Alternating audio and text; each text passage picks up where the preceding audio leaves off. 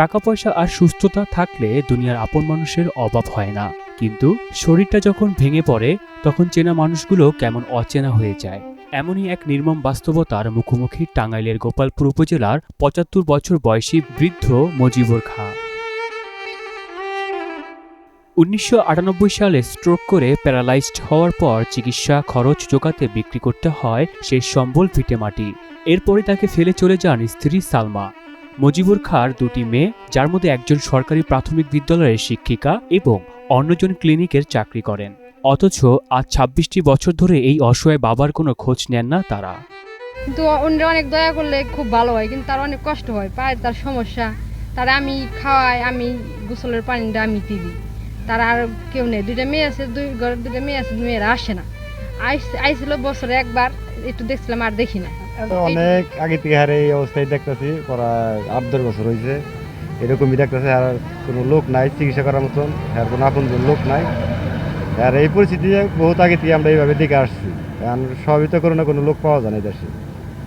তাতে আপনাদের যদি কোনো কিছুই থাকে আর একটু সহযোগিতা করে চিকিৎসা করার জন্য একটু অনুমতি করে দেন। তারাকান্দি ভূঁইয়াপুর আঞ্চলিক মহাসড়কের পাশে একটা ভাঙা টিনের ছাপড়া ঘরে কাটছে তার দিন। নেই পানি বা পয় নিষ্কাশনের ব্যবস্থা। ক্র্যাচে ভর দিয়ে চলা মজিবুর খাঁ আজ দুমুঠো ভাতের জন্য চেয়ে থাকেন অন্যের দিকে। কেউ খাবার দিলে জোটে আহার, না দিলে কাটে অনাহারে। এই রাত দিনে তাও একটু মনের ভালোই লাগে, মানুষের সাথে কথাবার্তা করি। এত একা থাকি না, তখন আর ঘুম নেই। হ্যাঁ উপায় কি, আজ বউ নেই, কোনো সন্তানাদি নেই, যদি আজকে বিপদে করি আমার কী অবস্থা। এই যে একটা সংকট, হয়তো পরিবার থাকলো অসুস্থ অবস্থায়, তখন হয়তো প্রস্তাব করলাম। এখন তো হয়তো নিজে যাই কিছু ওই কষ্ট করে নিয়ে প্রস্তাব পায়খানাটা মেনটেন করা আছে।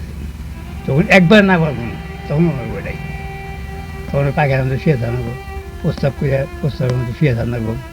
এই যে একটা দুশ্চিন্তা, আজ কতটা বয়স, প্রায় ২৪-২৫ বছর ধরে আর এই দুশ্চিন্তা মধ্যে আমি বলব।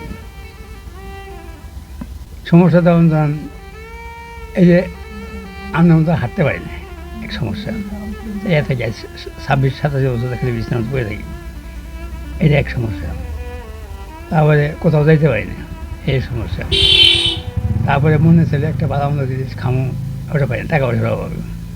বুঝছেন, এরকম বহু সমস্যা আছে, পায়খানা প্রস্তাব। মজিবুর খাঁ বয়স্ক ভাতা কার্ডের আওতায় রয়েছেন জানিয়ে প্রয়োজনীয় ব্যবস্থা নেওয়া হবে বলেছেন সমাজসেবা কর্মকর্তা।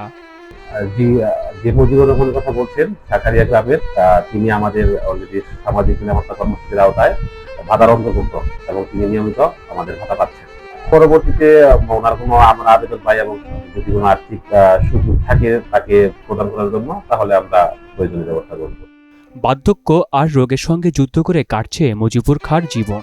সেই সাথে রয়েছে একমুঠো খাবারের অপেক্ষা। জীবনের শেষ সময় সবসময় তাড়া করে বেড়ায় নিঃসঙ্গতা।